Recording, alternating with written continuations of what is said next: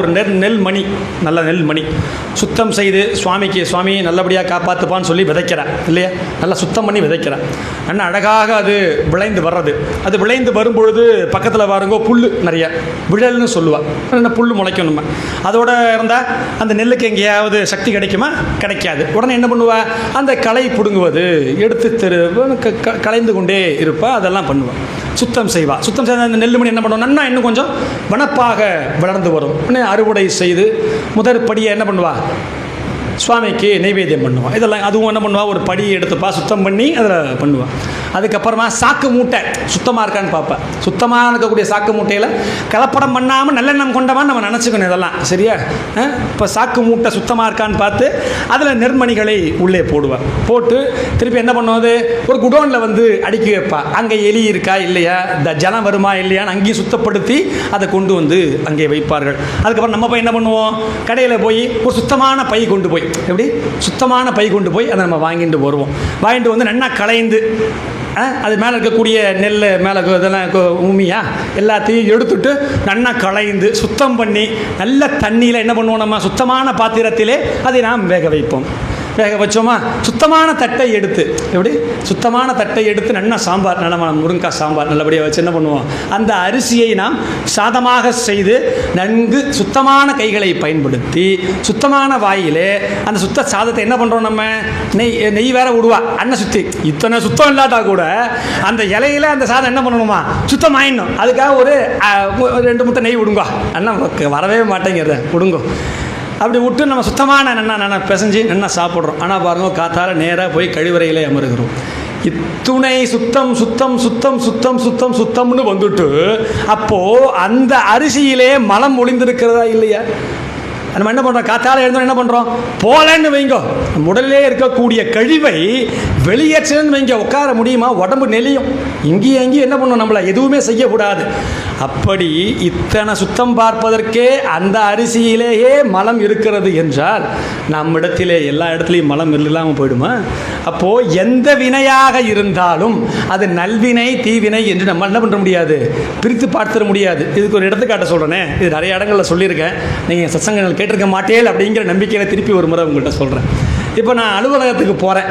போகும்பொழுது ஒருத்தர் என்ன பண்ணுறார், 1 கிலோமீட்டருக்கு முன்னாடி என்னை பைக்கில் கொண்டு போய் இப்படி கை காமிக்கிறார். அவர் என்னமா சத்த பண்ணிட்டு போட்டுருக்கார், ஐடி கார்டெல்லாம் போட்டுருக்கார், நல்ல கையில் பணம் இருக்கக்கூடிய ஆள் தான், பணம் இல்லாமலாம் இல்லை. என்ன பண்ணுறாரு? இப்படி பார்த்துருப்போம் இல்லையா? இப்போ வேறு தமிழ்நாட்டில் சாயந்தரத்துக்கு மேலே யாரும் லிஃப்ட்டு கேட்டால் ஏற்ற பயமாக இருக்குது. அதுவும் கொஞ்சம் தள்ளாடுவாரா இல்லை நிலையாக இருப்பாரான்னு தெரிய மாட்டேங்கிறது. நம்ம உதவி பண்ணவும் காலம் இல்லை இல்லையா? அப்போ என்கிட்ட ஒருத்தர் இப்படி கேட்குறார். மதியான வேலைன்னு வைங்கோல, அவரை நான் ஏற்றிண்டு பைக்கில் ஏற்றிண்டு அப்படி திரும்புகிறேன். திரும்பவும் பார்த்தோன்னு வைங்களேன், ஒரு ஆட்டோ நிற்கும். அந்த ஆட்டோவில் 9 பேர் உட்காந்துருப்பார். எப்படி? அந்த ஆட்டோவில் 9 பேர் உட்காந்துருப்பார். 10வது ஆளாக இவர் அங்கே போயிருந்தாருன்னு வைங்க, அந்த ஆட்டோக்காரர் எடுத்துருப்பார் இல்லையா? ஏன்னா 10 பேர் இருந்தால் அவருக்கு பொழப்பு, எடுத்துருப்பார் அவர். ஆனால் பாருங்க, நான் என்ன பண்ணிட்டேன், அவர் ஒருத்தரை அந்த 10வது ஆளாக சேர விடாமல் நான் உதவி செய்ய, என்ன சுவாமி உதவி செய்ய தப்பு இருக்குமா அப்படின்னு கேட்குறோம் இல்லையா? என் பார்வையிலே என்ன, ஒருவர் அங்கே நின்று கொண்டிருக்கிறார், அவர் அலுவலகத்துக்கு செல்ல வேண்டும், நான் பைக்கில் கொண்டு போய் இறக்கி விட்றேன். அப்படி எனக்கு கொஞ்சம் பெருமையாக இருக்கும், நான் உதவி பண்ணிட்டேன், என்னால் முடிஞ்ச உதவியை நான் செய்து விட்டேன்னு நமக்கு எப்படி இருக்கும்? பெருமையாக இருக்கும். ஆனால் அந்த ஆட்டக்காரர் சொல்வார், போகிறான் பாரு, என்னோட எடுத்து விட்டான் பாரு, என்னோட சவாரி வந்து நான் கிளம்பியிருப்பேன். இப்போ இவன் உதவி பண்ணனா யாரு கேட்டா? மனசில் பொறுமுவார். அந்த தாண்டி போகும்போது மனசுல பொறுமுவார். அது மட்டும் இல்லை, அங்கே 9 பேர் உள்ள உட்காந்துருக்கால, அவளுடைய நேரத்தையும் நான் திருடிட்டேன். எப்படி? அவர் வந்திருந்தாருன்னு எடுத்துருப்பான். இப்போ 1 நிமிஷம் தாமதமாச்சும் வைங்க, அந்த ஆட்டோக்காரர் தாமதமாக எடுக்கிறாருன்னு வைங்க, 9 பேர் உள்ள இருக்காளே, அப்போ 9 நிமிஷம், அப்போ 2 நிமிஷம் 3 நிமிஷம் பாருங்க, அவளுடைய நேரத்தை திருடி அங்கே இருக்கக்கூடிய ஆட்டோக்காரருடைய சம்பளத்தை திருடி நான் உதவி செய்திருக்கிறேன். அப்போ என் பார்வையில் இருந்து ஒரு விஷயத்தை பார்த்தால் அது நல்வினை போலவும், அதே வினை அந்த ஆட்டோக்காரர் பார்வையிலிருந்து பார்த்தால் தீவினை போலவும் இருக்கும்.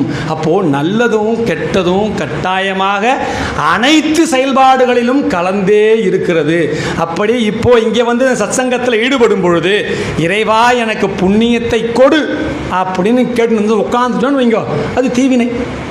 ஏன் அது தீவினைன்னு நம்ம சொல்கிறோம்? இப்போ ஒன்றும் இல்லை, நம்ம அக்கௌண்ட்டில் எல்லார் அக்கௌண்ட்லேயும் 1 கோடி ரூபா போட்டா, நன்னா 1 கோடி ரூபா போட்டா, ஒரு டெபிட் கார்டு கொடுத்துட்டா, சரியா? அதை யார் செலவு செய்தாக வேண்டும்? நம்ம தான் செலவு பண்ண, நம்ம கொண்டு தானே போட்டிருக்கா, வேற யாராவது செலவு பண்ண விட்டுருவோமா? பத்திரமா வச்சுப்போம். யாருக்கு மாமியார் பாத்திரப்படாது, ஓர்படி பாத்திரப்படாது, எல்லாம் என்ன பண்ணுவான், பத்திரமா யார்ட்டையும் சொல்லிவிடாத, பிசாம அமைதியாக இரு, உடனே ஆணவம் வந்துடும், நமக்கு எதையும் விட மாட்டோம். இதுவே பாருங்கோ, ஒரு வீடு ஹவுசிங் லோன் போட்டிருக்கார், வீடு வாங்கிவிட்டார், சரியா, வாங்கியிருந்தார்னு வைங்கோ, அந்த கடனை யார் கட்டுவது? கிரெடிட் கார்டு மூலியமா. அப்போது பணம் அதிகமாக இருந்தால் டெபிட் கார்டு மூலியமாக நம்ம தான் செலவு பண்ணி ஆகணும். அப்படி கடன் நிறையாக இருந்தால் கிரெடிட் கார்டு மூலியமாக நம்ம தான் கட்டி ஆகணும். அப்படி புண்ணியமாக இருந்தாலும் நாம் பிறவி எடுத்து வந்து அதை அனுபவித்தாக வேண்டும், பாவமாக இருந்தாலும் நாம் பிறந்து வந்து அனுபவித்தாக வேண்டும். அதனால தான் அருணகிரிநாத பெருமானுக்கு முருகப்பெருமான் காட்சி கொடுத்து ஒரே ஒரு வார்த்தை சொல்றார், என்னது? சொல்லற சும்மா இரு அப்படிங்கிற வார்த்தை எதனால் சொல்லுகின்றார்? அதை கொண்டு வந்து இங்கே நிறுத்துகின்றார் அப்படி சுவாமி. நல்வினை தீவினை அந்த ரெண்டுத்தையும் கொண்டு ஒரே வரையில் கொண்டு வந்து நிறுத்திருக்காரு பாருங்க. சும்மா இருக்க முடியுமா நம்மால? சொல்லற, அதுவும் எப்படி மனதை அடக்கி வாய்ப்பு இருக்கா? ரொம்ப ரொம்ப ரொம்ப கடினம். அப்படி இந்த இடத்துல நல்வினை தீவினைன்னு இப்போ நம்ம தெரிஞ்சு போச்சு. அப்போ நான் பேசுறதுல என்ன இருக்கு? தீவினை கலந்திருக்கிறது. அப்போ உங்கள் சூக்ஷ்மம் என்ன? அந்த தீவினைகள் அனைத்தையும் கலைந்து விட்டு நல்லதை மட்டும் எடுத்துக்கோ. அன்னப்பறவை மாதிரி தான் நீங்கள் எல்லாரும். இப்போ நான் முடிஞ்ச வரைக்கும் என்ன பண்ணுவேன், இங்கே இருக்கக்கூடிய வர்றதை இங்கே சொல்லிட்டு இருப்பேன், நீங்கள் பார்த்து கலைந்து எடுத்துக்கொள்ள வேண்டியது உங்களுடைய சாமர்த்தியம். அப்படி நல்வினை தீவினை முதல் 2 வார்த்தை பார்த்துட்டோமா? அதுக்கப்புறம் இருப்பது சொர்க்கமும் நரகமும். இது ஒரு இடைநிலையாக நம்ம பார்க்கலாம். எப்பொழுது வாழ்க்கை நரகமாக இருக்கும்? நமக்கு ஒரு விஷயம், நம்ம ஒரு எதிர்பார்ப்பு வைத்திருப்போம், அந்த எதிர்பார்ப்பு படி நடந்துடுத்துன்னு வைங்க, அப்பா சொர்க்கமாக இருக்குப்பா, எவ்வளோ நல்லா இருக்குது, எல்லாம் இருக்கும், நம்மள்கிட்ட எல்லாமும் இருக்கும். எல்லாமும் இருந்தால் நம்ம என்ன பண்ணுவோம்? என்னவோ தெரிலப்பா, வாழ்க்கை போயின்னு இருக்கு, ஏதோ கொடுத்துருக்கா, ஏதோ வந்துன்னு இருக்கு, அந்த தலையை சொறிவோம். யாராவது ஒருத்தர் இப்போ வயசானவா எவ்வளோ பேர் இருக்காங்க, அவள்கிட்ட எப்படி இருக்கள் அப்படின்னு கேட்கட்டுமே, ஆஹா இறைவனின் கிருபையாலே நான் மிகவும் ஆனந்தமாக, அதெல்லாம் அப்படிலாம் கிடையாது, ஏதோ போகிறதுப்பா, இன்றைக்கி டயாலிசிஸ்க்கு வர சொல்லியிருக்கா, இந்த மாத்திரை வேற போட்டுக்கணும், இவர் சீக்கிரம் சாப்பிட்டு முடிச்சா இந்த சாப்பாட்டுக்கு முன்னாடி போட்டுக்கிற மாத்திரையை சாப்பிட்டுன்னு போய் மதியானம் ஞாயிற்றுக்கிழமை படுத்துக்கலான்னு இருக்கேன், இனிமேல் எப்படி இருக்கேன்னு கேட்டுன்னு இருக்கு. அப்படி நம் வாழ்வாகப்பட்டது சொர்க்கமும் நரகமும் கலந்திருக்கிறது. எப்பொழுதெல்லாம் கலந்திருக்கிறது?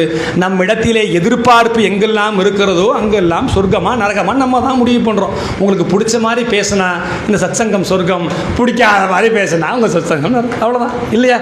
ஏதாவது மாற்றம் இருக்குமா? எவ்வளவு அழகாக ஒரு வரியிலே உலக தத்துவங்களை கொண்டு வந்து இங்கே நிறுத்தி இருக்கிறார்.